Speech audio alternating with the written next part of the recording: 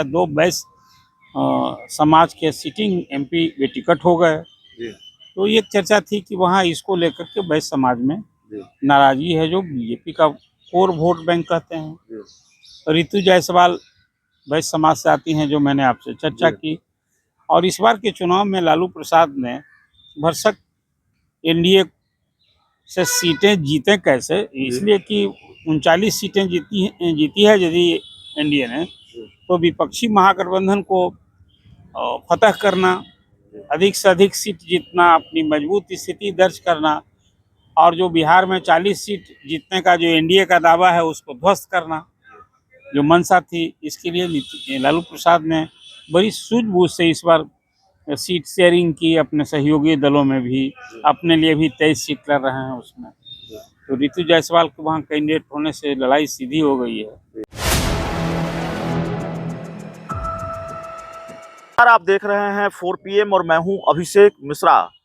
देखिए, 5 चरणों के चुनाव संपन्न हो चुके हैं देश में, और बिहार में भी 5 चरणों में 24 लोकसभा की सीटें निपट चुकी है। अब छठे चरण का चुनाव है, और छठे चरण में भी बिहार में कई सुपर हॉट सीट है जहां चुनाव होना है। उन सीटों का गणित हम समझने की कोशिश करेंगे। हमारे साथ बिहार के वरिष्ठ पत्रकार अरुण पांडे सर हैं। तो सर, छठे चरण में जिन सीटों पर चुनाव होना है, अब उसमें सुपर हॉट सीट कई सीट है। शिवहर की अगर बात करें, महाराजगंज की बात कर लें, सीवान की बात कर लें, तो इन 3 सीटों पर हम बात करेंगे। सर, शिवहर से हम शुरू करेंगे। शिवहर से, हालांकि चुनाव तो ज़्यादा सीटों पर होना है, इन 3 सीटों पर ही नहीं होना है, लेकिन आज 3 सीटों की बात करते हैं। शिवहर में क्या होने जा रहा है? देखिए, अभी बिहार में लोकसभा की 40 सीटों में जी 5 चरणों में 24 सीटों के लिए चुनाव हो गए। अब ये दो अंतिम चरण बाकी है, छठा और 7वां चरण। इसमें 8-8 सीट के लिए चुनाव हुआ। छठे चरण के लिए आज ही प्रधानमंत्री ने 2 कंस्टिट्यूंसी में आज चुनाव प्रचार के लिए आए। महाराजगंज के लिए उन्होंने आज बुढ़िया कोठी में, और मोतिहारी में पूर्व केंद्रीय मंत्री राधा मोहन सिंह के पक्ष में समर्थन में आज उन्होंने चुनावी सभा की। और जो आपने कहा कि फेज में, छठे फेज में शिवहर के लिए भी मतदान होना है, महाराजगंज के लिए भी होना है, मोतिहारी के लिए भी होना है, वाल्मीकि नगर और बेतिया के लिए भी होना है। अब इन सीटों पर सब में जो आपने कहा कि 3 सीटों पर तो समूह की निगाहें टिकी हैं। शिवहर शिवहर की पहले चर्चा करता हूं मैं आपसे।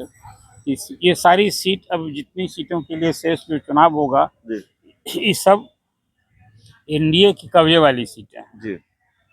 उसमें क्या होगा, ये एक बड़ा सवाल है।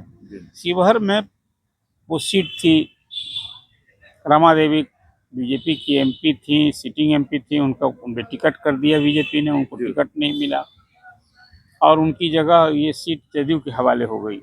जदयू से लवली आनंद, जो पूर्व सांसद हैं, उनको टिकट मिला है। तो दूसरी ओर शिवहर से इस बार राजद ने रितु जायसवाल को उम्मीदवार बनाया।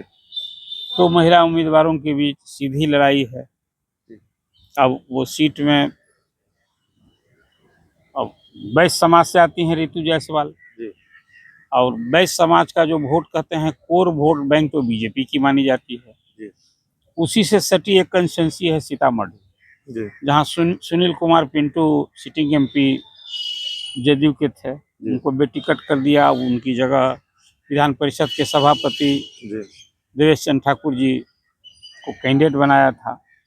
वहाँ तो चुनाव हो गया है। तो ये 2 नेबरिंग कंस्टिट्यूंसी में, और फिर सटा है मोतिहारी। इन 3 कंस्टिट्यूंसी में बैसों की अच्छी आबादी मानी जाती है। 2 बैस समाज के सिटिंग एमपी वे टिकट हो गए। तो ये चर्चा थी कि वहाँ इसको लेकर के बैस समाज में नाराजगी है, जो बीजेपी का कोर वोट बैंक कहते हैं। तो रितु जायसवाल बैस समाज से आती हैं, जो मैंने आपसे चर्चा की। और इस बार के चुनाव में लालू प्रसाद ने भरसक एनडीए से सीटें जीते कैसे, इसलिए कि 39 सीटें जीती है यदि एनडीए ने, तो विपक्षी महागठबंधन को फतह करना, अधिक से अधिक सीट जीतना, अपनी मजबूत स्थिति दर्ज करना, और जो बिहार में 40 सीट जीतने का जो एनडीए का दावा है उसको ध्वस्त करना, जो मंशा थी, इसके लिए लालू प्रसाद ने बड़ी सूझबूझ से इस बार सीट शेयरिंग की अपने सहयोगी दलों में भी, अपने लिए भी 23 सीट लड़ रहे हैं उसमें। तो रितु जायसवाल के वहाँ कैंडिडेट होने से लड़ाई सीधी हो गई है।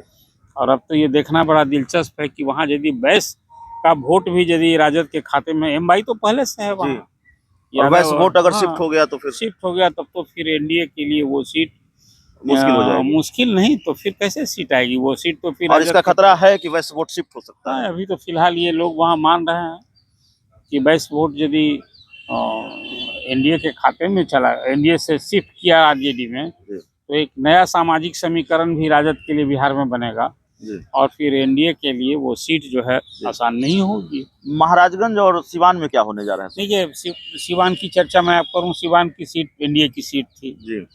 पिछले चुनाव में, वहाँ कविता सिंह जीती थी, जो सीटिंग इस बार उनको भी टिकट कर दिया। और वहाँ जदयू ने सिवान से इस बार रमेश कुशवाहा एक्स एमएलए हैं, उनकी पत्नी विजय लक्ष्मी को टिकट दिया है। तो अब वो बाबू साहब राजपूत कैंडिडेट थी सिटिंग एमपी, उनकी जगह कुशवाहा जाति के की हैं विजय लक्ष्मी, जो रमेश कुशवाहा की पत्नी हैं। और हिना साहब जो वहाँ साहबुद्दीन दिवंगत सांसद साहबुद्दीन की वो धर्म पत्नी है, पिछली बार राजद से, इस बार वो निर्दलीय चुनावी जंग में। तो अभी तो वहाँ लड़ाई तिकोनी हो गई है, देखना बड़ा दिलचस्प होगा कि राजद से वो टिकट के लिए वो राजद इंतजार करता रहा था इस बार कि हिना साहब यदि मुखातिब होगी तो सबसे अंतिम चरण में, आप कहिए कि सबसे लास्ट में अवध बिहारी चौधरी जो विधानसभा के स्पीकर हैं उनका कैंडिडेचर अनाउंस किया राजद में, वो तैयार नहीं हुई, इस बार निर्दलीय हैं। और उनका एक बार नया सामाजिक समीकरण सामने, एक तो एमवाई यदि एक तरफ हिना साहब हैं और एक तरफ अवध बिहारी चौधरी है, तो एमवाई जो समीकरण है वो वहाँ ध्वस्त हो गया है। मुस्लिम और यादव एक दूसरे के प्रतिद्वंदी बन गए हैं, एक स्थिति तो ये बन गई है वहाँ। और हिना साहब के को अब उम्मीद है कि वहाँ जो कभी साहबुद्दीन का इमरजेंस हुआ था वहाँ माले के खिलाफ, तो एक नया सामाजिक समीकरण अपर कास्ट के मतदाताओं को साधने की भरसक कोशिश है।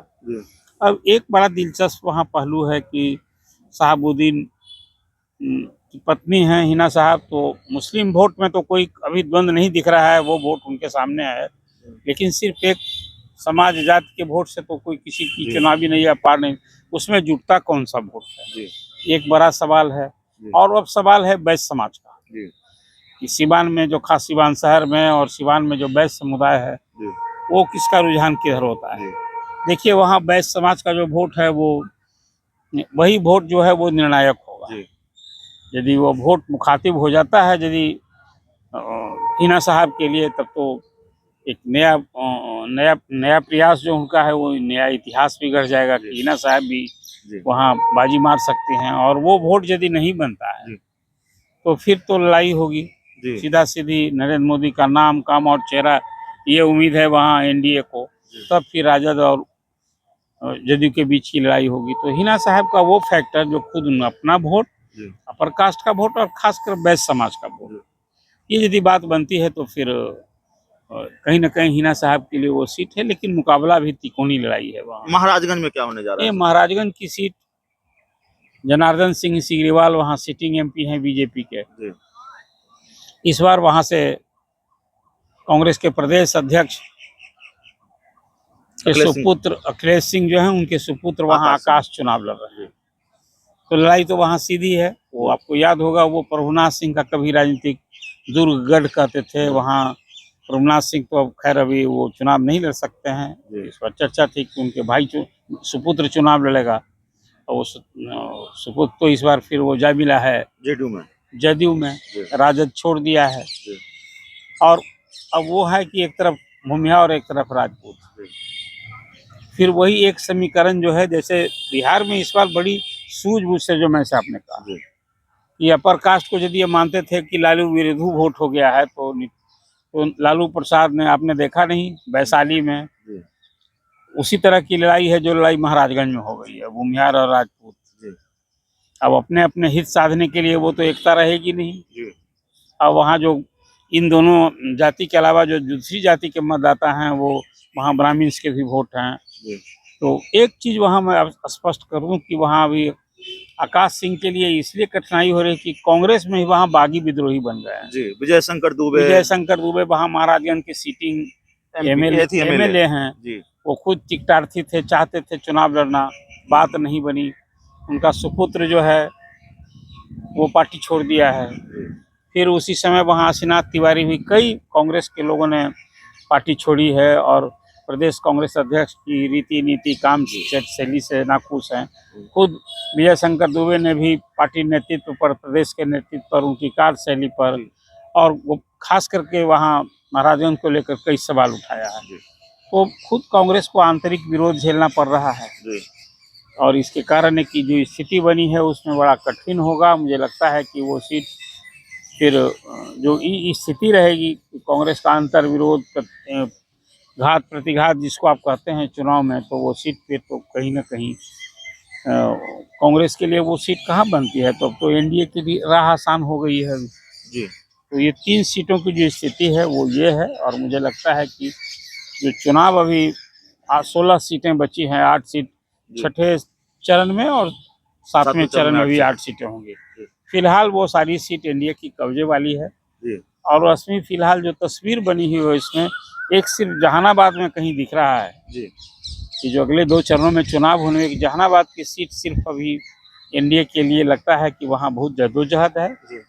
वो सीट को फिर एनडीए के निकालना अभी तो फिलहाल कठिन दिख रहा है। बाकी सीटों पर 2022 का लड़ाई सीधी लड़ाई है, मुकाबले की लड़ाई है और कहीं ना कहीं अभी जो एक माहौल बना है, प्रधानमंत्री बिहार में अभी तक आज तक 12 सभाएं उनकी हो चुकी है, रोड शो कर चुके हैं, खुद अमित शाह यहाँ टाइम दे रहे हैं, जिनमें पूरी तरह से एनडीए ने बिहार में अपनी ताकत झोंक दी है, इसलिए कि 40 में 39 सीटें एनडीए की कब्जे वाली है। और दूसरी ओर विपक्ष की ओर से भी तेजस्वी प्रसाद यादव ने अपनी ओर से कोई कोर कसर नहीं छोड़ी। अभी गिनती को आप कहेंगे 185 से अधिक सभाएं तेजस्वी ने अकेले की है, साथ में मुकेश सहनी वो घूम रहे हैं।